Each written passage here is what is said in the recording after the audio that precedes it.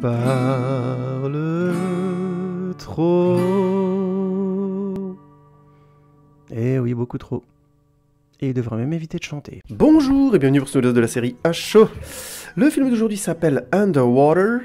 Il est réalisé par William Eubank. Il est sorti au cinéma le 8 janvier 2020 et je l'ai vu au cinéma en version originale. Alors, ce sera un petit podcast aujourd'hui. Il y a ma fille en guest dans la baignoire. Donc, on aura une ambiance aquatique. C'est très bien, ça colle très bien à ce film. Voilà, donc je suis allé le voir au cinéma. J'avais pas prévu au départ d'y aller. Et paradoxalement, je vais vous parler du film, mais aussi un peu de mon expérience. Vous savez qu'en général, je vous dis comment je vois le film. Et là, en ce moment, ça a été une expérience vraiment très particulière, ce film Underwater, un peu paradoxal. On va en parler. Donc, William Eubank, c'est qui ? Eh bien, William Eubank, c'est un mec qui a fait surtout des films de genre, hein, essentiellement. Je crois pas que j'en ai vu d'autres. J'ai juste vu dernièrement, complètement par hasard, qu'il avait fait un film qui s'appelle The Signal, avec Brenton Tweeties. Alors ça vous dit rien.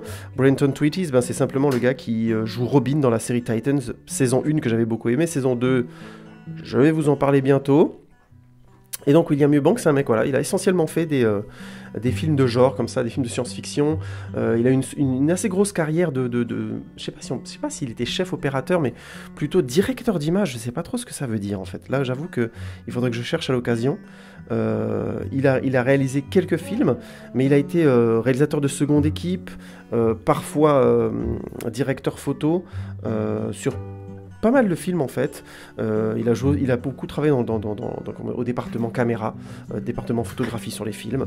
Je peux vous donner un petit peu sa filmographie, mine de rien. Il a fait quelques trucs plutôt pas forcément connus en tant qu'opérateur caméra, mais il en a fait pas mal, et souvent des séries B. Donc ça vous donne un petit peu le style, l'univers où le gars se balade en tant qu'auteur.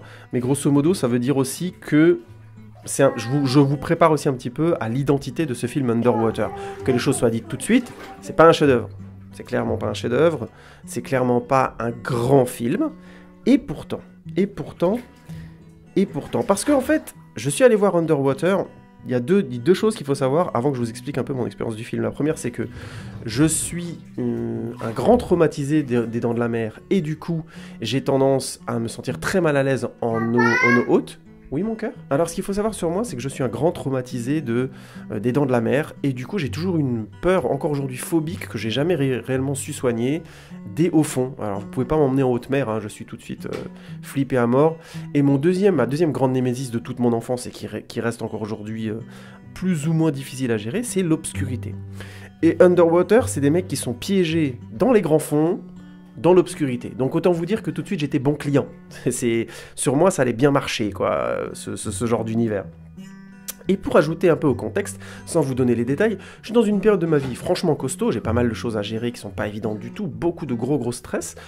Oh le pauvre chéri, non mais je vous dis pas ça pour ça. C'est juste que je suis arrivé devant ce film relativement épuisé, relativement pas prêt, entre guillemets, à encaisser de l'intensité comme ça.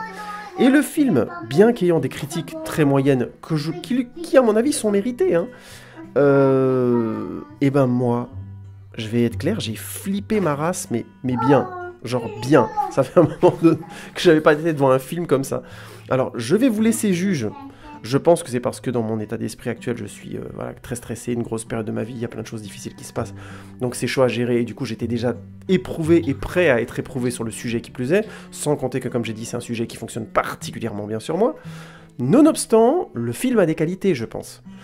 Après, on va modérer tout ça. Mais avant de continuer, on va juste rappeler que c'est le film où il y a Kristen Stewart, Vincent Cassel qui joue actuellement.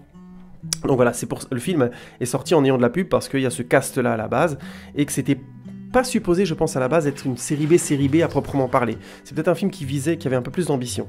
Mais vu sa date de sortie, c'est-à-dire début janvier, donc la période creuse post-fête de Noël, et avant février, qui est par tradition le mois où les films d'auteur sortent, on peut considérer que c'est un film qui a été un petit peu, je caricature, abandonné à son exploitation internationale, au moins par la production. Après, est-ce que le film méritait pas d'être abandonné comme ça, ou d'être un peu délaissé dans un creux de l'année ? J'en sais rien. Je pense surtout que ça lui a donné des chances d'être vu, ce qui aurait été plus délicat si il était sorti peut-être dans les grosses périodes où il y a les gros films d'horreur que tout le monde attend. Prochainement, il y a les Nouveaux Mutants qui sort, qui est beaucoup plus attendu, qui a une plus grosse hype, et qui est avec Disney, Fox Entertainment derrière. Donc vous voyez le délire, quoi.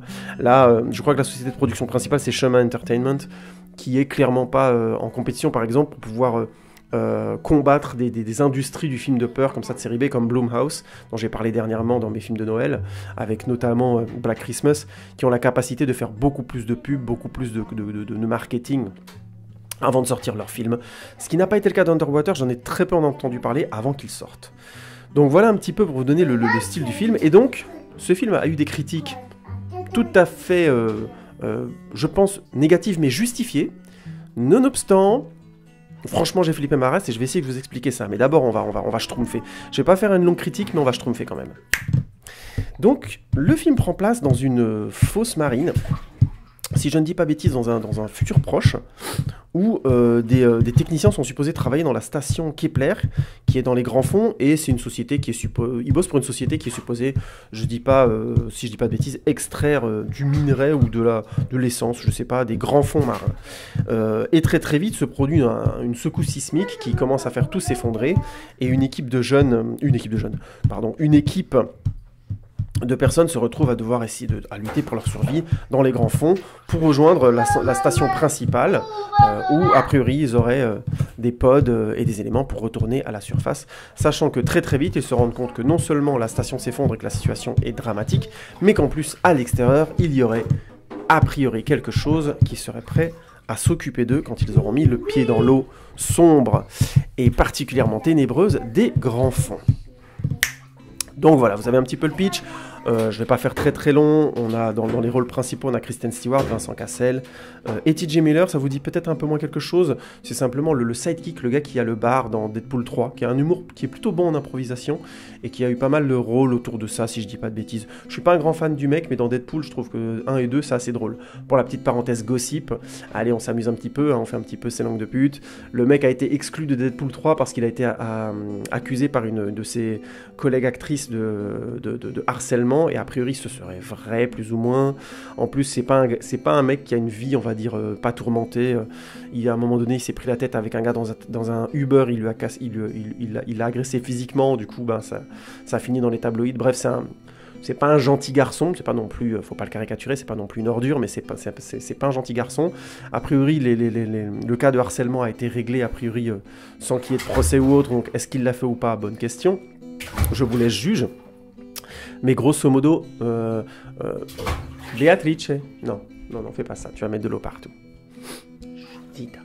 Non, ne fais pas ça, papa il va se fâcher. Tu mets de l'eau partout. Tu peux le faire de ce côté, parce qu'il y a la vitre. Voilà, brava. Donc voilà, T.J. Miller, vous voyez un petit peu le style du gars. Oui, je vous avais dit, il y a une ambiance aquatique, ça colle bien en film, c'est parfait. Et donc on a aussi dans les rôles titres Jessica Henwick qui jouait le rôle principal féminin dans la série Iron Fist, qui est plutôt une actrice correcte, et John Gallagher Jr., qui est un acteur que j'aime bien, qui a notamment joué dans la série The Newsroom, la chambre de nouvelles, comme disent les Québécois, The Newsroom de Aaron Sorkin, dont je vous avais déjà parlé dans ma critique de Molly's Game, le grand jeu, que je vous remettrai dans les liens, pour ceux qui ne l'avaient pas entendu, où j'en parlais un petit peu. C'est un bon acteur, bref. C'est un bon acteur de série, tout à fait correct. Donc, des têtes de série, bankable, Vincent Cassel, Kristen Stewart surtout actuellement, T.J. Miller aussi qui a une petite carrière qui fonctionne plutôt bien, qui a donc été exclu, je l'avais pas dit, de Deadpool 3 à cause de ses histoires à côté du film. Hein. Donc il sera pas dans les prochains films Deadpool a priori. C'est pour ça que je disais que c'était plutôt pas un gentil garçon. Et grosso modo, des acteurs de série télé et de série B plutôt. Mais un film qui avait de certaines ambitions. Et il faut l'admettre, si je dois parler de la mise en scène tout de suite, qui pour moi est le point entre guillemets fort du film, le film te plonge très très vite au bout de 5 minutes au cœur de l'action. C'est une série B proprement parlée, mais que ce soit décor ou effets spéciaux, je trouve que tout est très très propre, c'est vraiment très bien fait, on se croit dans les grands fonds. Moi qui suis sensible à ça, j'ai été en PLS dès les 10 premières minutes, parce que très très vite les personnages doivent se déplacer dans la station qui s'est semi-effondrée en rampant dans des coursives écrasées où ils peuvent se faire écraser à tout instant. Le truc impossible, moi et ma compagne on se disait là dans cette situation là on est mort, on n'oserait même pas y aller même si notre vie en dépendait, vous voyez le genre. Et donc, oui, il faut que je parle un peu à ma petite fille, donc ça va, il va y avoir des sauts dans ce podcast, c'est pas grave, de toute façon il va être court. La mise en scène est bien foutue, je trouve que grosso modo le film sait prendre son temps à faire monter les angoisses, donc il y a le tout, la claustrophobie, les grands fonds, ils doivent mettre des scaphandres qui sont évidemment pas des scaphandres du futur, faciles et tout, ils ont des imperfections, il y a vite des membres du cast principal qui meurent, et c'est cool parce que ça met une vraie tension dans le film, et ils doivent faire des trucs, voilà, marcher sous l'eau dans la pleine obscurité alors qu'ils ont très peu de repères, très vite il y a une menace qui débarque qui est incompréhensible, donc ça rajoute du stress, et le film sait bien jouer le jeu de le sidekick rigolo qui est joué par T.J. Miller, et donc acteur qui est capable d'improviser, a fait beaucoup de vannes improvisées, ça se sent dans le film, et ça aide le film quand même à respirer un petit peu, mais globalement, moi perso, le film ne fait pas du tout plouf, comme vous venez de l'entendre. J'ai trouvé qu'il y avait une vraie tension qui marchait bien, et notamment le jeu sur les grands fonds, l'obscurité, le fait de prendre son temps à faire avancer les personnages, à ce qu'on comprenne bien où ils sont les uns par rapport aux autres, mais qu'on comprenne pas ce qui se passe autour d'eux. C'est assez génial, et le film est un peu une sorte de grand beat. On passe de cette première partie où ils doivent quitter la station, ramper dans des coursives extrêmement serrées. Donc le truc anti-claustrophobe s'abstenir, comme je dis, et c'est mon cas. Oui, j'ai beaucoup de défauts, je sais, hashtag je vous emmerde. Et donc, ensuite on a la partie où ils comprennent qu'ils doivent prendre les scaphandres et faire un truc qui est impossible, marcher au fond de l'eau d'une station à l'autre, dans l'obscurité, enfin, voilà, alors qu'ils ont très peu d'oxygène. Évidemment, la situation ne s'arrange pas derrière avec l'apparition de la menace, dont je ne vais pas vous parler là, en détail. Évidemment, derrière, ça va de mal en pire, il y a des premiers morts, et ainsi de suite, et je trouve que il y a tous les effets qu'on peut avoir dans le grand fond, les effets de la pression, le délirium à cause de l'angoisse, et je trouve que les différents personnages sont assez écrits pour que ça fonctionne, sans pour être autant un grand film, hein, faut bien m'entendre. Je vais faire encore un petit truc sur la mise en scène, même si le film a des défauts d'écriture dont je vais parler après, la mise en scène est vraiment bonne. Moi j'ai flippé parce que je pense que la mise en scène est bien foutue et que William Eubank sait faire peur avec la caméra, avec la mise en scène, il sait créer de la tension, et c'est vraiment cool. Et comme la plupart des personnages ont tendance à être globalement plutôt clairs dans leurs stéréotypes, le personnage notamment de Jessica Henwick qui joue le rôle de la personne qui sait pas être dans les grands fonds, qui est venue accompagner son copain et qui est perdue et qui a besoin de parler et qui donc crée du stress pour les autres en essayant de se déstresser elle-même, bah ça marche, je trouve que ça fonctionne bien. Le personnage de T.J. Miller qui est un peu le comique lourdingue, bah ils ont tellement peur que finalement l'humour qu'il apporte, ça apporte réellement de la légèreté, et donc évidemment son sort finit par devenir un enjeu pour le groupe parce que le moral du groupe est beaucoup basé sur lui. Bref, Vincent Cassel dans le rôle du chef un peu bourru qui a une fille à la surface et qui doit donc remonter mais qui en même temps veut pas lâcher son équipe, bah c'est cohérent, je trouve que ça marche bien. Et quand la menace arrive, la réaction qu'ils ont face à cette menace, tous vis-à-vis de leur personnage, est cohérente. Le seul point faible que je dirais, c'est que le personnage de Kristen Stewart est finalement peu développé. On finit par apprendre son histoire au milieu du film, et c'est intéressant mais c'est pas non plus transcendant. Bref, l'histoire principale... Beatrice, non, fais pas de bruit comme ça, s'il te plaît. Merci. Bref, l'histoire principale est pas transcendante, clairement. Mais elle est juste assez bien nourrie pour que les enjeux entre les personnages soient clairs et que on ait, je pense, un attachement léger au moins pour eux. Je sais qu'il y a beaucoup de gens qui ont écrit que c'était écrit avec les pieds et qu'il n'y avait rien dedans. Je suis pas d'accord. Par contre, l'histoire est un peu vaine. Je vous préviens tout de suite pour ceux qui iront le voir, la fin... Voilà, ça aurait pu être bien meilleur si le film avait été allé au bout d'un discours. Au final, ce qu'il dit, ça pourrait presque se résumer à puisque c'est la merde, autant tout envoyer chier. Je caricature, mais vous allez voir, je le spoile pas, là, j'ai vraiment pas développé l'intrigue, je vous rassure tout de suite pour ceux qui sont intéressés d'aller le voir. Bref, donc ça c'était un peu pour la partie mise en scène et scénaristique. Pour les personnages, j'ai trouvé les acteurs bons, Kristen Stewart, Vincent Cassel, tout le monde fait bien le travail. Si on n'aime pas Kristen Stewart, on l'aimera pas plus après ce film-là, hein, que les choses soient claires. Elle a ses limites de jeu, toujours, mais je trouve qu'elle est bien dans le rôle, j'ai bien aimé ce qu'elle a proposé. Vincent Cassel est très bien.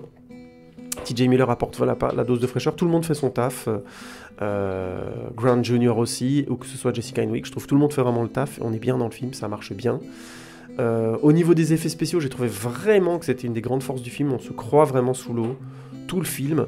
Il y a que ce soit les scaphandres, le côté futur usé marche très très bien, le côté, base sous-marine, sous pression, je trouve que ça marche, mais à plein tube. Oui, si vous entendez un grincement, c'est le chauffage de ma salle de bain qui s'est mis en route, désolé pour l'inconvénient, mais il faut ce qu'il faut. Ouais, donc tout ça pour dire On a là, ouais, je vous fais il y a un petit côté Ushuaïa dans cet enregistrement, j'espère que ça vous plaît. Ouais, je sais, pour ceux qui sont très jeunes, Ushuaïa, ça va rien vous dire. Cherchez pas, c'est pas transcendant, c'était une émission de la nature présentée par Nicolas Hulot. Et oui, ancien ministre de Macron, c'est formidable. En fait, je suis en marche depuis le début. J'arrête pas de le critiquer pour que vous ayez envie de le soutenir. Bref, j'arrête mon délire, on fait court. Aujourd'hui, encore, je répète. Oui, donc tout ça pour dire, un vrai travail sur les effets spéciaux, et j'ai trouvé la menace bien faite. Bien rendue, pas forcément cohérente scénaristiquement parlant, encore une fois, mais elle fonctionne assez en termes de menaces pour que ce soit vraiment cool et que les différents effets de surprise fonctionnent. Moi j'ai bien aimé, j'ai bien accroché et je ne spoilerai pas pourquoi, mais je trouvais que ça fonctionnait bien visuellement et en termes de menaces. Pas en termes scénaristiques, encore une fois. Mais sinon, le film remplit son contrat de nous faire flipper, de nous impliquer juste assez pour être dedans, pour vivre ce roller coaster. Moi, c'est simple, hein. Il suffisait que les personnages soient relativement corrects et vraisemblables, que les effets spéciaux soient bien faits, propres, juste propres et bien faits, et qu'on ait une bonne dose de claustrophobie, d'obscurité et d'effet des grands fonds. Et ben je vous dis que là, moi le film il m'a mis dans un état, mais en PLS. J'étais épuisé en sortant du film, épuisé littéralement. Et pourtant je suis le premier à vous dire, ce n'est pas un grand film. Ce n'est pas un grand film pour plusieurs raisons. La première c'est que, comme je vous dis, l'histoire principale finalement ne mène pas à grand chose. Franchement la conclusion est relativement jolie mais décevante. Deuxièmement, on a comme le sens du film n'est pas très intéressant, il y a aussi dans la mise en scène des problèmes. Je vais donner un exemple tout simple, mais là où les films de peur qui savent jouer sur la peur et qui vont au bout de leurs principes vont vous faire vivre un roller coaster en ne vous lâchant jamais, le film a tendance à mettre des cuts à mon avis au mauvais endroit. Je vais vous donner un exemple. Les personnages se préparent longtemps à faire une épreuve difficile, descendre dans les grands fonds, marcher et tout. On a vraiment une mise en tension de comment ils vont faire pour se mettre. Ils se préparent, ils descendent, on a toute la descente, ensuite ils arrivent dans les grands fonds, ils marchent tous ensemble, on a toute une partie de la marche et tout. Et c'est cool, ça met vraiment une sale tension, je trouve, dans le film. Et ils découvrent un truc, grosso modo, je spoile pas, et boum, la cut, ils sont arrivés là où ils devaient arriver. Et le film avait, à mon avis, le film en faisant des sauts comme ça, un peu temporels, des jump cuts, fait une erreur parce que justement les phases de compression décompression dans ce genre de film, si elles sont douces, la tension reste toujours latente et le film aurait pu être limite insupportable pour moi s'il avait su faire ça. Heureusement qu'il a ces jump cuts parce que j'ai pu respirer, ça m'a sauvé la vie et que j'étais tellement stressé devant le film qu'à un moment donné, j'étais bien content d'avoir ces moments-là. Mais en termes de mise en scène, c'est dommage, le film aurait pu aller plus loin. Et donc les gens qui sont un peu exigeants sur les films de peur et ainsi de suite, c'est pas un film qui va les révolutionner. Je pense même que pour peu qu'on soit pas très sensible au sujet des grands fonds, la claustrophobie ou autre, c'est un film qui va nous laisser un peu froid parce que il va pas au bout de sa mise en scène. Il fait des bons trucs, vraiment, par moments et par plusieurs moments, mais il va pas au bout. Du coup, le film va avoir à un moment donné des moments il va se dégonfler littéralement. Donc c'est un petit peu sa limite. Et il faut rajouter à ça, à mon avis, tout simplement le fait que le fond du film n'ait pas beaucoup d'ambition.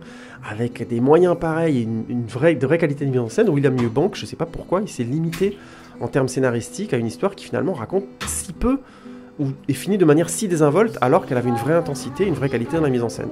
Peut-être qu'il lui faut de meilleurs scénaristes pour bosser avec lui, j'en sais rien. Et j'en suis déjà à la conclusion, et oui, j'avais dit que je ferais court aujourd'hui. Donc, est-ce que je vous conseille d'aller voir Underwater ? Si vous êtes comme moi dans une période de gros stress, vous avez compris la définition, ce que j'allais dire, et que vous êtes sensible au grand fond, à la claustrophobie et à l'obscurité, le film risque d'être chaud. Hein. Moi je trouve que ça marche vraiment bien, on flippe un max. Par contre, si vous êtes des habitués des films de peur de ce style, vous êtes plutôt un public, non pas difficile, mais exigeant sur ce genre de film, c'est pas un grand film, hein, clairement. Et vous risquez de pas avoir peur du tout et de me trouver que je suis une chochotte, ce qui est tout à fait possible. Donc, est-ce que je vous conseille d'aller voir Underwater ? Oui, parce que je trouve qu'il a des qualités et que c'est pas mal du tout. J'aime bien notamment la menace, ce qu'elle devient est très intéressant. Mais je vous préviens, la fin fait un peu pchit, c'est pas un grand film. C'est juste un film avec de vrais bons moments, je trouve très réussis en termes d'atmosphère et de mise en scène. Et les acteurs sont assez impliqués pour que ça marche. Voilà. Donc moi je le conseille, mais j'insiste, si vous n'êtes pas sensible à la claustrophobie, au grand fond, ça risque de vous laisser un peu froid. Si par contre vous y êtes un peu sensible ou tout simplement que vous êtes un peu plus ouvert, un peu moins exigeant sur ce genre de film, ça peut être un bon petit grand 8, un bon petit roller coaster, tout à fait sympathique. En tout cas moi, c'est un film que je vais remater à l'occasion, quand je serai plus calmé, ainsi de suite, pour voir s'il me fait toujours ce même effet. Et si j'ai vraiment eu raison d'être... Je suis pas enthousiaste, mais je trouve qu'il est bien. Je m'attendais pas à être aussi stressé et angoissé. Alors, il y a des effets, comme à vous de juger si les effets collatéraux de ma vie ont été un peu trop présents dans la mise en scène. Si vous le voyez, donnez-moi votre avis. Mais grosso modo, je le conseille quand même. Je trouve que c'est un bon petit film peur de début des années, début de l'année tout simplement. Voilà, début de l'année 2020 et du siècle d'ailleurs. De la décennie, pardon, excusez-moi. Eh ben, je vous remercie beaucoup pour votre écoute. Excusez-moi pour les perturbations et autres. On fera mieux la prochaine fois. J'espère que ça vous dérange pas. Dites-moi ce que vous en avez pensé. Tweetez, Facebookez, Instagrammez, partagez, likez évidemment. Et on se retrouve bientôt pour un nouvel épisode de HO, les amis. Merci beaucoup. Ciao, ciao.